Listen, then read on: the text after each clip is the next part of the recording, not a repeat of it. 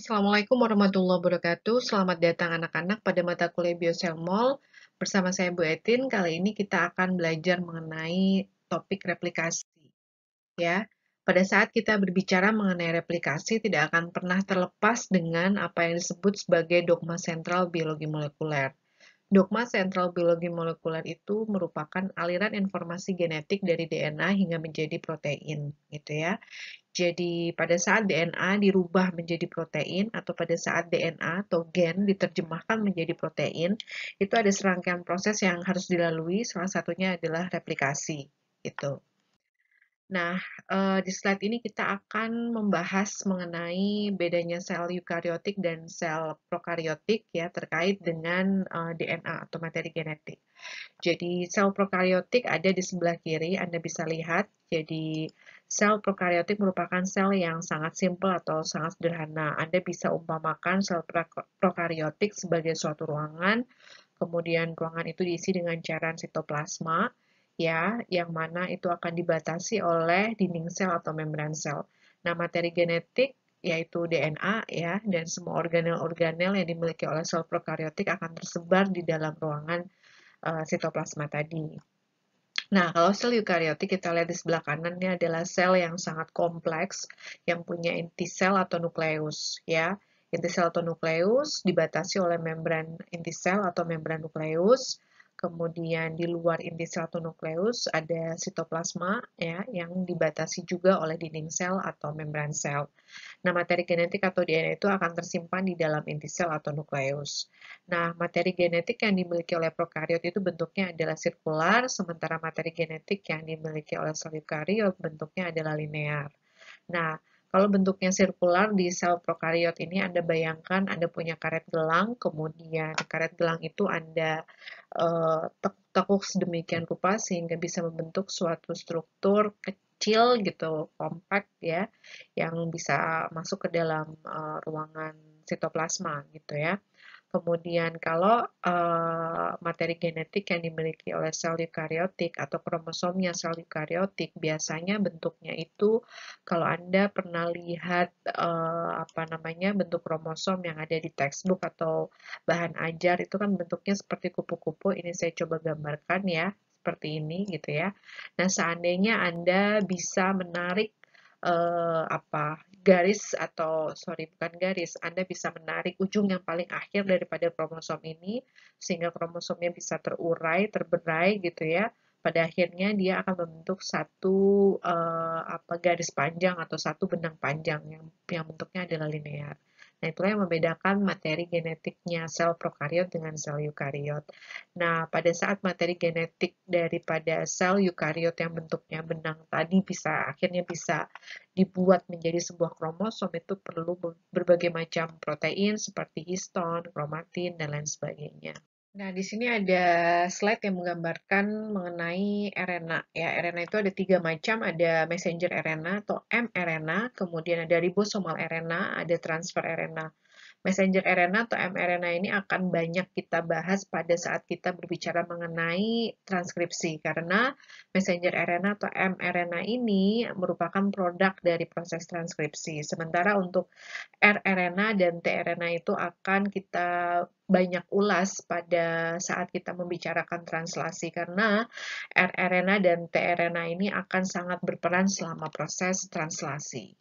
Nah, di sini kita akan membahas sedikit mengenai struktur protein. Jadi untuk mengingat kembali bahwasannya protein itu punya 4 macam tingkatan struktur ya. Struktur yang paling basic atau struktur yang paling sederhana dari protein itu disebut dengan struktur primer, kemudian struktur sekunder berikutnya, kemudian berikutnya lagi adalah struktur tersier, dan yang terakhir adalah struktur kuaterner. Ya, struktur primer protein itu ya digambarkan sebagai suatu rantai yang mana rantai ini merupakan susunan asam amino. Jadi asam amino 1 disambung dengan asam amino 2, disambung dengan asam amino 3 dan seterusnya hingga membentuk suatu rantai panjang seperti pada gambar yang Anda lihat ini ya. Yang mana ini juga bisa kita katakan juga sebagai polimer asam amino. Nah, itulah yang disebut dengan struktur primer atau struktur dasar dari struktur protein. Nah, apabila struktur primer ini dapat membentuk struktur baru yang lebih kompleks, yang mana di dalam struktur baru itu memungkinkan adanya interaksi antara satu asam amino yang letaknya berjauhan dengan asam amino lain yang letaknya juga berjauhan gitu ya, maka struktur itu disebut dengan struktur sekunder. Nah, struktur sekunder terbagi menjadi dua macam, ada beta sheet dan ada alpha helix. Nah, kemudian apabila struktur sekunder dapat membentuk struktur baru lagi yang lebih kompleks lagi, nah struktur itu disebut dengan struktur tersier. Nah, kalau struktur tersier pada akhirnya bisa membentuk struktur baru yang lebih kompleks lagi, maka struktur itu disebut sebagai struktur kuaterner. Jadi Anda bayangkan kalau protein itu kan punya struktur, nah struktur yang Anda lihat struktur paling luar gitu ya, yang Anda lihat itu adalah struktur kuaterner. Kemudian kalau kita urai struktur kuaterner, maka akan menjadi struktur primer, tersier. Kemudian kalau kita urai lagi, akhirnya menjadi struktur sekunder.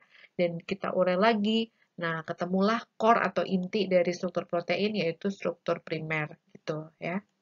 Nah, di slide ini menggambarkan dogma sentral biologi molekuler, yang mana dogma sentral ini berisi aliran informasi genetik dari DNA hingga menjadi protein.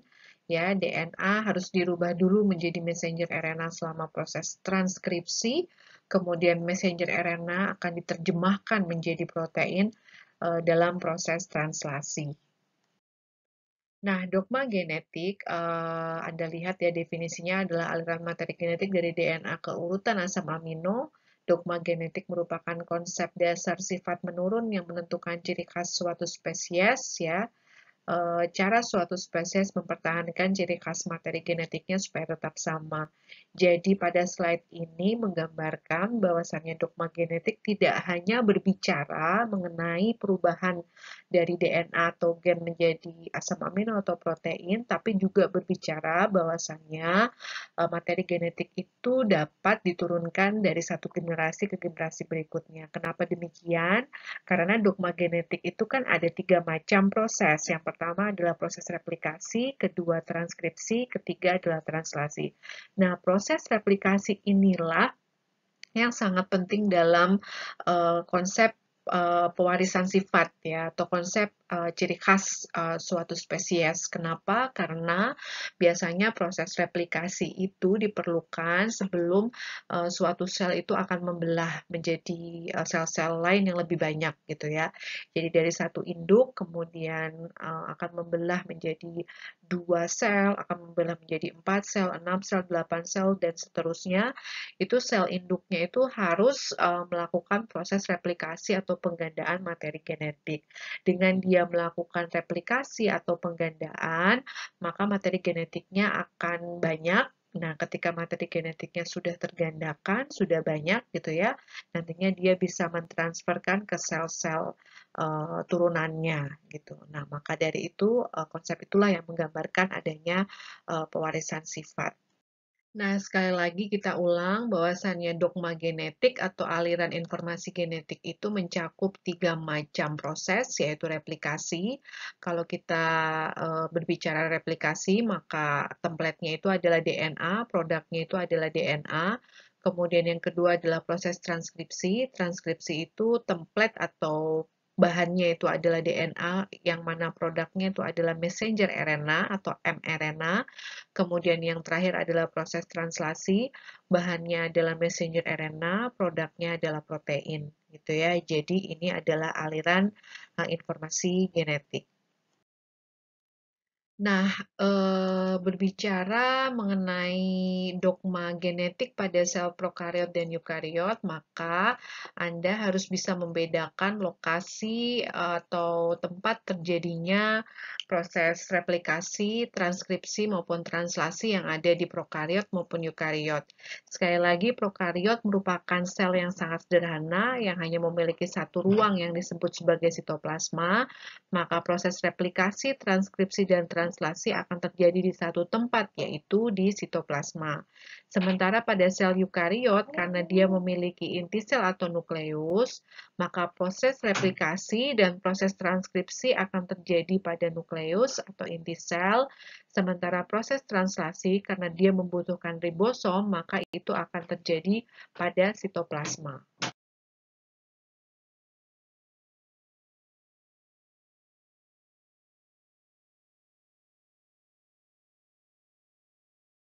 Nah, berdasarkan definisinya, replikasi itu artinya adalah membuat replika atau tiruan. Jadi, Anda bayangkan seperti Anda sedang memfotokopi sesuatu, ya. Jadi, dengan proses fotokopi, Anda punya kertas, kemudian dikopi, akhirnya menjadi banyak. Nah, itu yang terjadi pada proses replikasi. Kalau Anda sedang berbicara replikasi DNA, maka yang dikopi atau yang digandakan adalah DNA, sehingga dengan proses replikasi, maka DNA-nya itu akan menjadi lebih banyak jumlahnya. Kalau yang Anda sedang bicarakan adalah replikasi sel, ya, maka yang digandakan adalah sel. Produk dari replikasi itu adalah sel dalam jumlah yang lebih banyak. Begitu halnya juga dengan istilah replikasi organisme, ya, berarti yang digandakan adalah organisme, atau yang dikopi atau yang dibuat menjadi lebih banyak adalah organisme. Berhubung kita sedang berbicara mengenai replikasi DNA, maka dalam hal ini yang digandakan atau yang diperbanyak itu adalah DNA, gitu ya. Jadi replikasi DNA dibutuhkan setiap pembelahan sel, ya, atau terbentuknya sel baru, ya, pembentukan DNA di dalam kromosom, ya. Jadi seperti yang saya sudah jelaskan sebelumnya, bahwasannya replikasi DNA ini akan berperan, ya, dalam konsep pewarisan sifat. Jadi materi genetik yang sudah digandakan atau diproduksi lebih banyak, ya, selama proses replikasi ini nantinya akan dipersiapkan untuk sel-sel baru, gitu ya, yang merupakan sel-sel yang dihasilkan selama proses pembelahan. Itu kira-kira. Teori model replikasi itu ada 3 macam. Yang pertama adalah konservatif, semi-konservatif, dan dispersif. Pada saat Anda membaca kalimat yang ada di slide ini, Anda akan lebih mudah memahami jika Anda melihatnya bersama dengan gambar atau animasi di slide berikutnya. Jadi kita coba pahami dengan melihat pada gambar di slide ini, ya, mengenai model replikasi DNA, ada konservatif, semi-konservatif, dan dispersif. Ketiga-tiganya itu dimulai dari sepasang rantai induk yang diwarnai dengan warna navy atau biru tua. Nah, pada model konservatif, rantai induk, ya, kemudian dia mengalami proses replikasi, dan setelah proses replikasi berakhir, pada model konservatif itu akan menjelaskan bahwasannya rantai induk, ya, dengan rantai induknya itu akan bergabung kembali.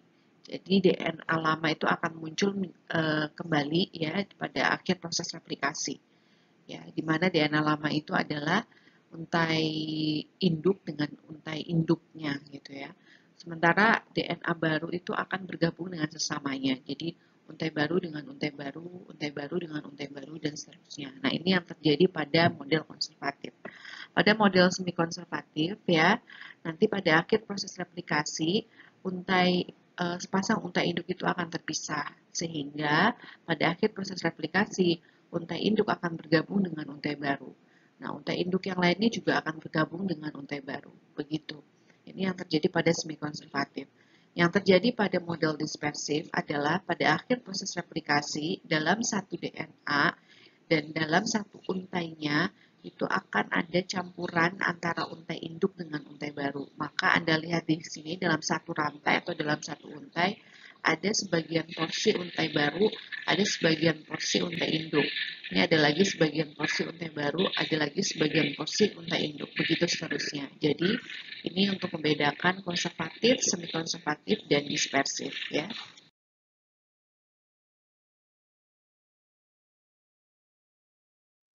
Nah, replikasi DNA yang kita anut hingga detik ini itu adalah replikasi DNA yang model semi-konservatif. Model semi-konservatif ini diusung oleh dua profesor, ya, dua ilmuwan yang bernama Profesor Messelson dan Profesor Staff, ya. Nah, beliau-beliau tersebut, ya, membuktikan bahwasannya replikasi DNA menganut semi-konservatif melalui eksperimen yang mereka lakukan. Jadi pada eksperimen yang mereka lakukan, ya, mereka menumbuhkan atau mengkultivasi bakteri E. coli pada suatu media. Sebelum bakteri E. coli ini ditumbuhkan ya, nah materi genetiknya itu diberi label atom N15. Jadi diberi label atau diberi penanda gitu. Kemudian ditumbuhkan ya dalam rentang waktu tertentu ya pada sebuah media. Nah, setelah proses kultivasi atau proses menumbuhkan E. coli ini berakhir, kemudian mereka lihat nih melalui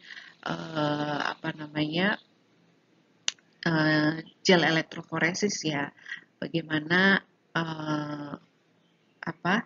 produk daripada proses replikasi. Ternyata setelah dilihat ya, setelah proses replikasi itu berakhir, untai parent atau untai induk yang sudah diberikan label ya, sepasang untai yang sudah diberikan label ini pada akhir proses replikasi itu tidak bergabung atau memisah. Jadi untai induk yang satu bergabung dengan untai baru. Nah, untai induk yang lainnya akan bergabung dengan untai baru. Nah, dengan percobaan inilah maka Profesor Michelson dan Profesor Stahl bisa membuktikan bahwasannya replikasi itu menganut model yang semi konservatif. Jadi proses replikasi DNA itu dapat saya jelaskan melalui slide ini. Tentu saja untuk pemahaman Anda lebih lanjut, Anda bisa lihat sendiri video animasi mengenai replikasi DNA ya. Jadi replikasi DNA akan selalu dimulai dari sepasang untai DNA ya yang saling berlawanan dan berpasangan satu sama lain. Jadi kita lihat di sini cetakan dari proses replikasi kan kromosom, yang mana kalau kromosom itu kita lihat secara detail itu merupakan sepasang untai DNA ya yang berpilin satu dengan yang lainnya. Jadi ini kita sebut sebagai original template DNA atau cetakan yang asli dari proses replikasi. Nah, pada saat proses replikasi akan dimulai, ada enzim yang tugasnya itu adalah membuka cetakan atau template ini. Nah, enzim yang bertugas membuka itu disebut dengan enzim helikase.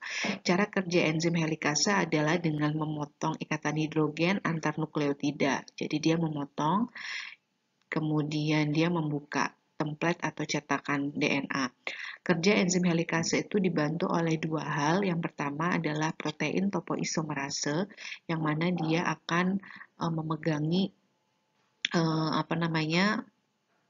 untaian DNA pada sisi yang belum dibuka. Jadi topoisomerase ini akan melonggarkan untaian DNA ini, untaian pasangan DNA ini, sehingga kerja enzim helikase lebih mudah. Kemudian ada juga protein yang disebut dengan single strand binding protein ya. Protein ini akan memegangi cetakan atau template dari DNA yang sudah dibuka oleh enzim helikase supaya tidak menyatu kembali gitu. Jadi ada dua protein yang berperan di situ. Kemudian saya lanjutkan lagi ya. Kemudian setelah enzim helikase membuka, nanti akan ada enzim lain yang akan meletakkan RNA primer atau segmen RNA primer ya, yang masing-masing itu akan diletakkan baik di template paralel maupun template antiparalel. Penyebutan template paralel maupun antiparalel itu bebas. Jadi kalau Anda sebut cetakan untai atas ini sebagai template paralel, maka pasangan cetakan yang lainnya Anda harus sebutnya sebagai antiparalel.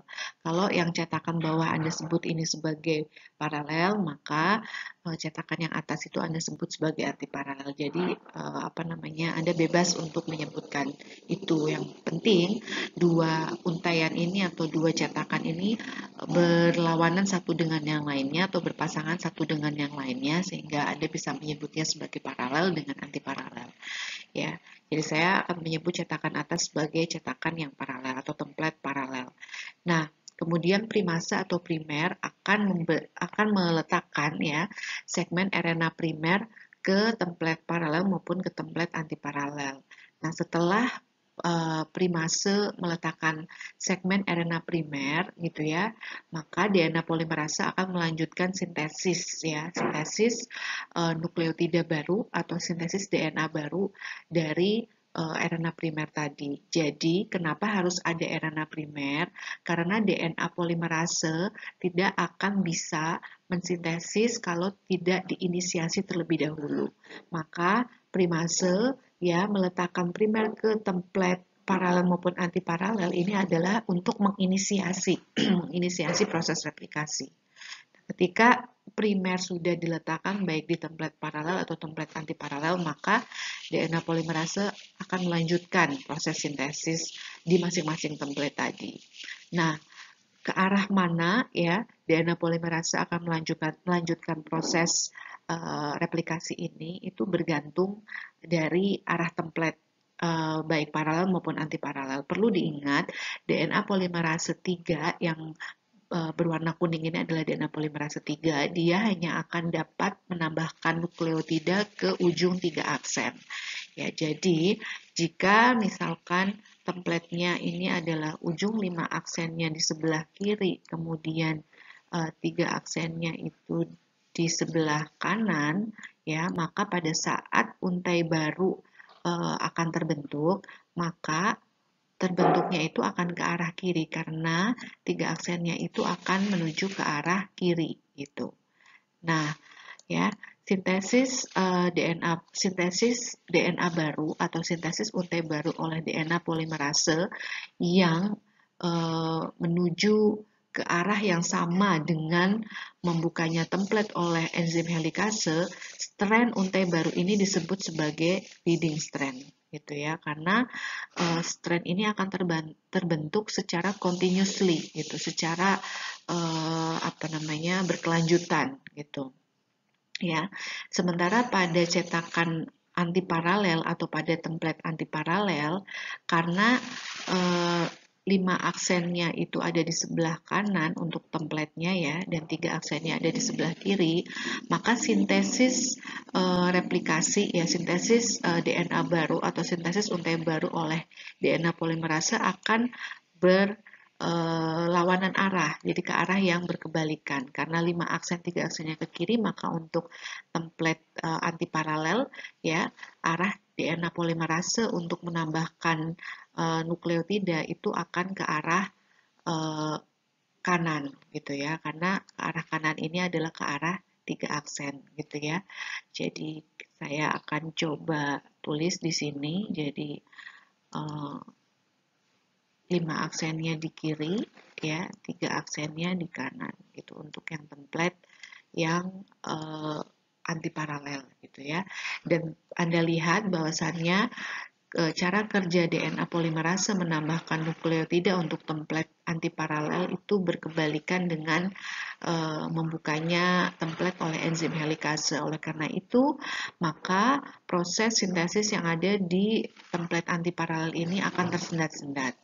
Nah, strand atau untai sintesis untai DNA baru yang terbentuk ya secara tersendat-sendat atau discontinuously ini, maka disebut sebagai lagging strand gitu ya.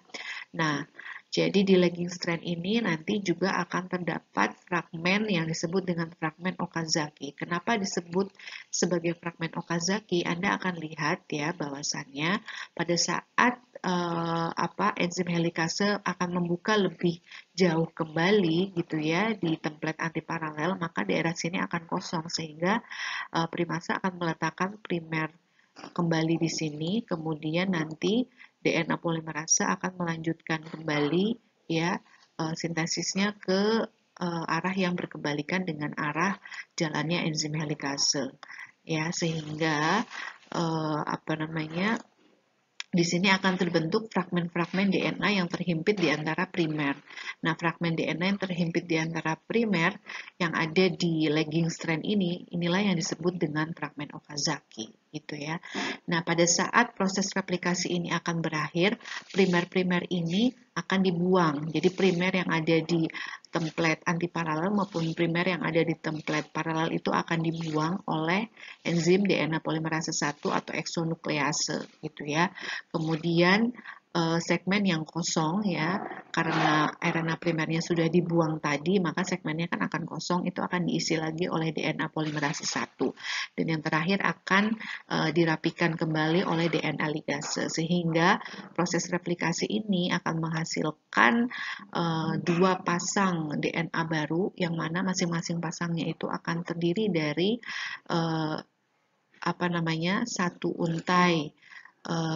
satu untai induk ya, atau satu untai DNA lama akan berpasangan dengan satu untai DNA baru.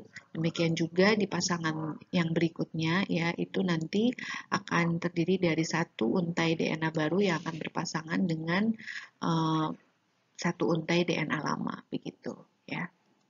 Pada saat proses replikasi itu adalah proses sintesis atau pembentukan untai DNA yang baru.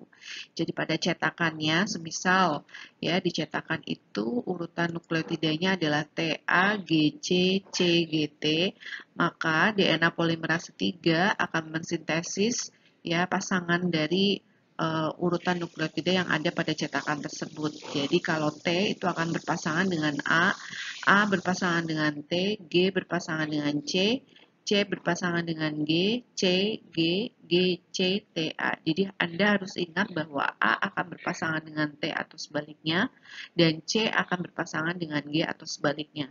Nah, Anda harus ingat seperti ini. Kenapa harus berpasang-pasangan? Anda harus ingat kembali bahwasannya DNA itu adalah double helix atau untai ganda.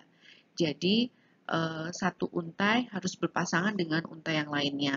Jadi kalau Anda sebut satu untai itu sebagai untai paralel, maka untai yang lainnya itu adalah untai antiparalel. Atau kalau Anda sebut untai yang lainnya itu sebagai untai paralel, maka untai pasangannya itu adalah untai antiparalel. Jadi harus berpasang-pasangan, harus berlawan-lawanan. Begitu ya. Nah, pada saat proses replikasi DNA akan dimulai, ada enzim yang tugasnya itu adalah membuka cetakan atau membuka template DNA yang bentuknya berpasang-pasangan tadi. Nah, enzim yang berfungsi untuk membuka cetakan atau membuka template itu adalah enzim helikase. Jadi pada saat enzim helikase itu bekerja, dia memotong ikatan hidrogen ya antara kedua untai. Jadi tadi pada saat A berpasangan dengan T atau T berpasangan dengan A, C berpasangan dengan G, G berpasangan dengan C, itu mereka berpasangan dengan dihubungkan oleh suatu ikatan, yaitu ikatan hidrogen. Nah, oleh enzim helikase ikatan hidrogennya itu dibuka atau dipotong gitu ya. Jadi pada saat enzim helikase itu memotong ya dalam rangka membuka cetakan, maka cara kerjanya itu mirip seperti resleting yang sedang dibuka. Nah, Anda lihat di sini ada gambar resleting. Ya, resleting kemudian Anda analogikan enzim helikase sebagai kepala resleting. Nah, ketika kepala resleting itu digerakkan, maka resleting itu akan membuka gitu ya. Nah, pada beberapa istilah yang digunakan di textbook gitu ya, atau bahan ajar ya, kerja daripada enzim helikase ini adalah seperti sedang mengunzip gitu ya. Mengunzip apa? Mengunzip double helix, karena double helix ini adalah DNA ya. Gitu.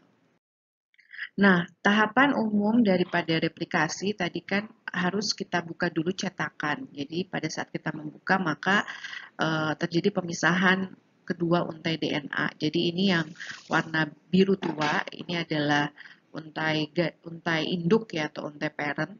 Jadi A, T, C, G, T, A, T, G, C. Nah, kemudian dengan enzim helikase pada akhirnya untai induk itu akan memisah atau membuka ya. Setelah itu untai baru akan terbentuk ya dan mengisi urutan nukleotida sesuai yang ada pada cetakan. Jadi kalau A, maka DNA polimerase 3 akan meletakkan T, C, DNA polimerase 3 akan menyambungkannya lagi dengan G dan seterusnya hingga akhirnya terbentuk untai baru. Nah, pada akhir proses replikasi tentunya sesuai dengan model semi-konservatif, maka untai induk akan bergabung dengan untai baru, kemudian untai induk yang lainnya akan bergabung dengan untai baru seperti yang Anda bisa lihat pada gambar slide ini. Ya.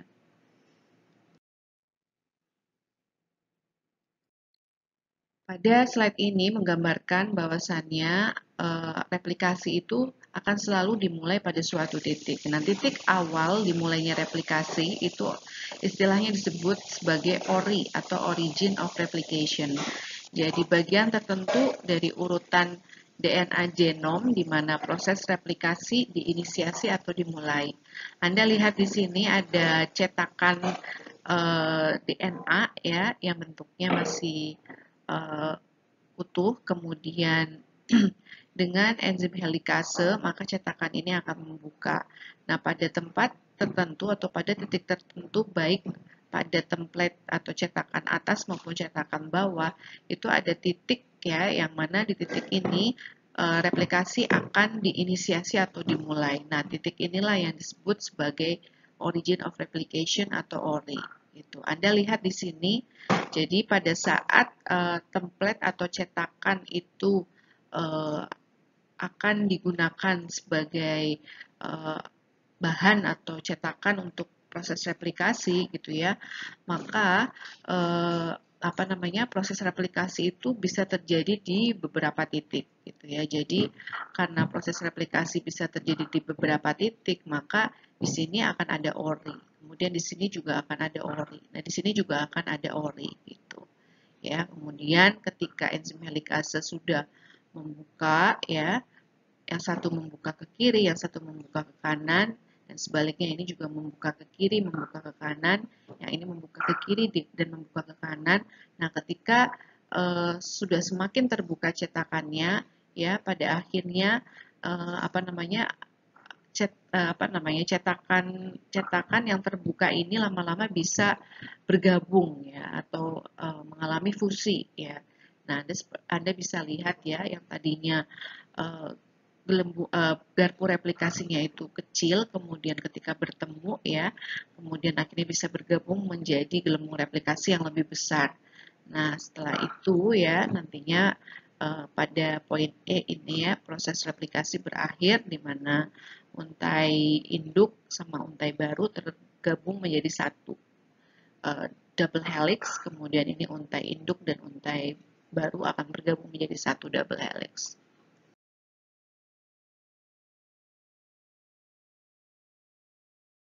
Nah, perlu Anda ingat bahwasannya pada bakteri ya, setiap satu kromosom bakteri maka hanya akan memiliki satu ori ya. Tapi pada saat kita membahas mengenai sel eukariot ya, itu maka pada satu kromosom itu bisa memiliki lebih dari satu ori. Nah, ini adalah gambaran umum replikasi bakteri. Jadi, karena bakteri atau sel prokariot kan kromosomnya berbentuk sirkular, maka dianalogikan adalah lingkaran, yang mana lingkaran ini merupakan materi genetik atau DNA. Katakanlah di sini adalah ori, tempatnya ori, origin of replication. Maka pada titik ini enzim helikase akan membuka ya cetakan atau membuka template sehingga terbuka seperti ini. Nah, kemudian ketika sudah terbuka ya pada titik ini nantinya akan dimulai proses replikasi ya. Nah, sehingga ketika cetakannya itu sudah masing-masing cetakan sudah terbentuk ya, nantinya tinggal memisah gitu ya antara satu DNA dengan DNA yang lain, di mana dalam satu DNA ini untai induk yang berwarna ungu ya di awal itu akan bergabung dengan untai baru. Ini juga untai induk yang berwarna ungu akan bergabung dengan untai baru. Jadi replikasi itu akan berlangsung dua arah, maka disebut sebagai bidirectional replication. Ya pada slide-slide sebelumnya kan juga dijelaskan bahwasannya enzim helikase akan membuka baik ke arah kiri maupun ke arah kanan sehingga membuat adanya daerah atau cetakan yang terbuka seperti ini gitu ya. Nah, cetakan yang terbuka seperti ini biasanya disebut sebagai balon replikasi atau gelembung replikasi. Untuk lebih jelasnya nanti Anda bisa klik video yang ada pada slide ini ya.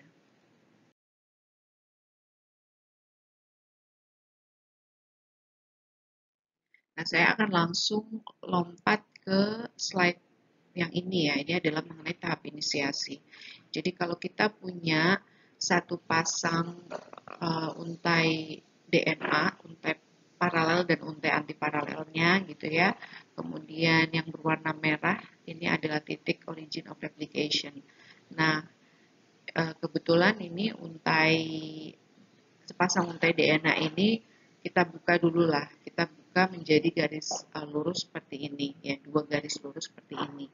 Nah, kemudian kita lihat lagi yang warna merah ini adalah titik origin of replication atau titik ORI.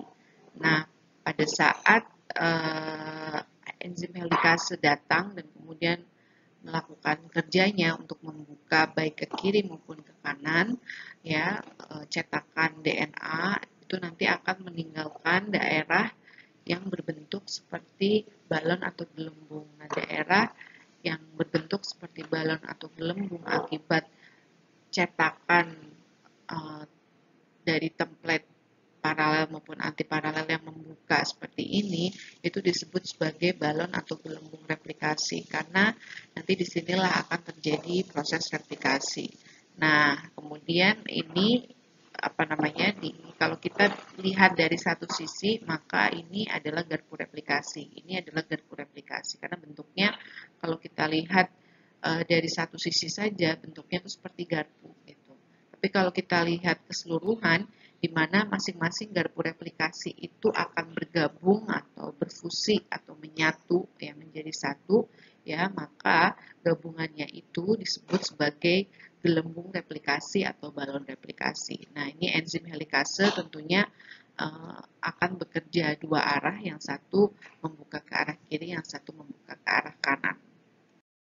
Nah, kalau kita lihat, kita bagi menjadi dua ya, gelembung atau balon replikasi tadi, kemudian kita lihat di satu sisi sebelah kiri saja ya. Kalau misalkan cetakannya itu bergerak dari ujung 5 aksen, 3 aksennya itu ke arah kanan ya, kemudian cetakan template antiparalel yang lain bergerak dari ujung 5 aksen ke 3 aksennya ke arah kiri, dan sementara enzim helikase membuka ke arah kiri, maka yang terjadi kita lihat di slide berikutnya ya.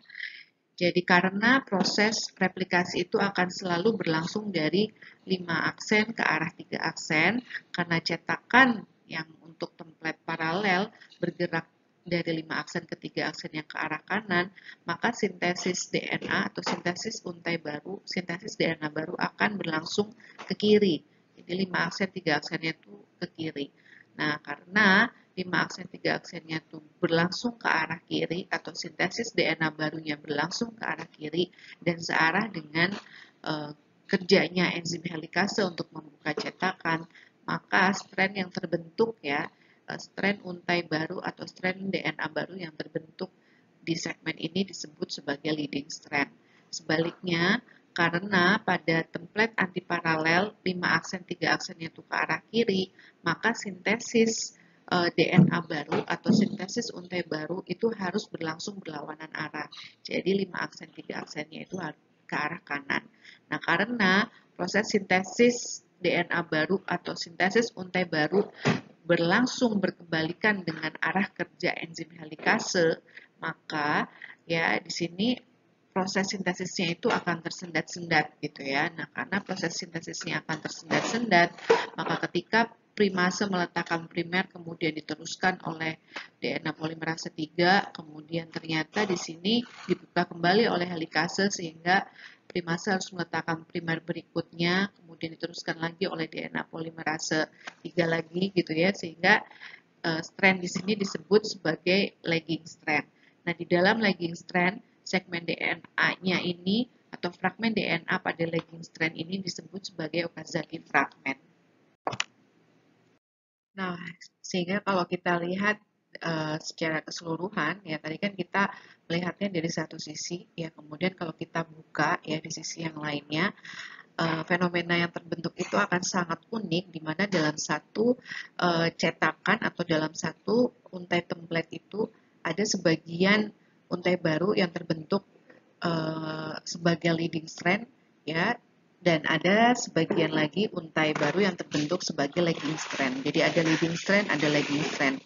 Ini juga cetakan yang satunya lagi, itu yang satu leading strand, yang ini adalah lagging strand, gitu ya.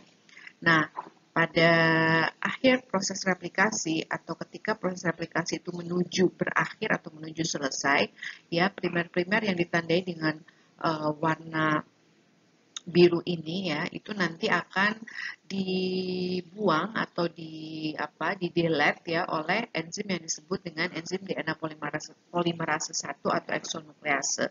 Kemudian diisi lagi ya dengan DNA. Nah, setelah itu baru DNA ligase itu akan mensil atau akan merapikan ikatan antara satu nukleotida dengan nukleotida yang ada di sebelahnya gitu ya. Jadi DNA polimerase 1 atau eksonuklease ini akan membuang primer dan mengisinya kembali celah yang kosong tadi dengan DNA. Kemudian DNA ligase akan merapikan ikatan-ikatan sepanjang untai baru ya dari proses replikasi. Nah, fragmen Okazaki merupakan fragmen DNA pendek ya, jadi urutan DNA tapi pendek yang ada pada lagging strand gitu ya. Nah, fragmen Okazaki ini ditemukan oleh sepasang suami istri, Reiji Okazaki dan Tsuneko Okazaki gitu ya. Jadi penjelasannya seperti ini. Nah, proses replikasi itu akan terus berlangsung ya. Jadi enzim helikase itu akan terus membuka cetakan sampai nantinya dia akan stop atau berhenti pada suatu site atau pada suatu titik yang disebut sebagai termination of replication site. Jadi kalau ori atau origin of replication adalah titik awal pertama kali proses replikasi terjadi, nah kita tandai dengan warna merah, maka ada titik lain pada segmen atau cetakan DNA ini yang disebut sebagai termination of replication site. Kita tandai dengan warna biru tua. Nah, ketika enzim helikase itu bertemu dengan daerah termination of replication site ini, maka dia akan berhenti membuka. Nah, ketika dia berhenti membuka, otomatis proses sintesis DNA baru atau proses sintesis untai baru itu juga akan berhenti.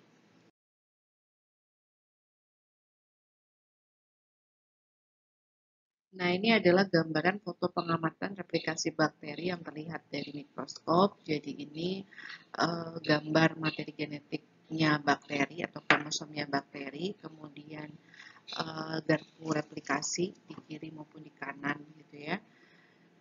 Terus kita lihat slide berikutnya, fakta replikasi prokariot bakteri memiliki DNA kromosom sirkular, betul, yang harus direplikasi sebelum sel membelah diri, betul. Replikasi bersifat dua arah, ya, dari titik awal replikasi, ataupun hanya terjadi satu arah. Jadi, pada saat proses replikasi itu realnya ya, yang terjadi di dalam sel itu bisa bersifat dua arah, artinya mungkin enzim helikase akan membuka kiri dan ke kanan, ataupun hanya terjadi satu arah. Kemudian replikasi hanya terjadi dari arah 5 aksen ke 3 aksen, gitu ya. Kemudian sel bakteri dapat mereplikasi DNA-nya dengan kecepatan 10⁻⁶ pasang basa per menit, gitu. Jadi sangat tinggi kecepatan proses replikasi itu terjadi. Kemudian sel bakteri dapat melakukan replikasi dalam waktu 40 menit, sedangkan eukariota membutuhkan waktu berjam-jam.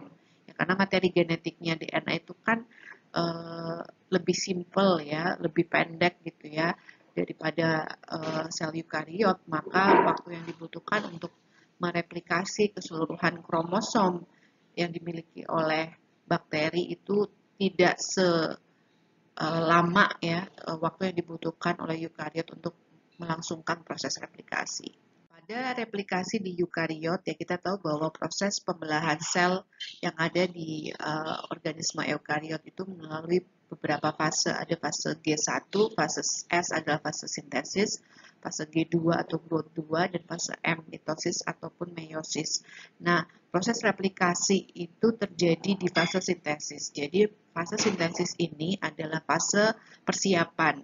Yang disiapkan apa? Salah satunya adalah penggandaan materi genetik. Oleh karena itu, ya saya katakan berulang-ulang ya, seperti yang sudah disinggung juga di slide-slide sebelumnya, bahwasannya replikasi DNA ini sangat berperan penting pada persiapan sel sebelum dia memasuki fase pembelahan. Jadi di slide ini disinggung sedikit mengenai siklus hidup umum eukariot, ada G1 atau fase pertumbuhan, S fase sintesis, yang disintesis adalah DNA, kemudian fase G2 persiapan pembelahan sel, kemudian fase M ini adalah fase pembelahan atau fase mitosis gitu ya. Nah, jika prokariot memiliki hanya satu ori, maka berbeda dengan eukariot. Eukariot memiliki lebih dari satu ori. Maka Anda lihat di sini ya, misalkan ini adalah eh, apa cetakan atau DNA atau kromosomnya sel eukariot, maka orinya itu ada lebih dari satu. Satu, dua, tiga, empat gitu ya. Jadi dia punya lebih dari satu ori untuk sel eukariot.